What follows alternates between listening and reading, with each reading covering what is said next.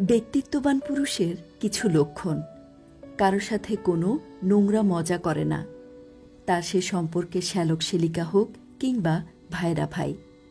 সব ব্যাপারে মাতব্বরি করে না, যেখানে যতটুকু প্রয়োজন সেটুকুই বলে। কখনো কাউকে মিথ্যে কথা বলে না, সত্যিটা বলতে যতই কটু হোক না কেন। সত্যি বলাটাই তারা পছন্দ করে। কথা এবং কাজে তাদের মিল থাকে। কাউকে যদি কোনো কথা একবার দিয়ে দেয়, তাহলে সেটা রাখার প্রাণপণ চেষ্টা করে। জামাকাপড়ের প্রতি তাদের বিশেষ খেয়াল থাকে।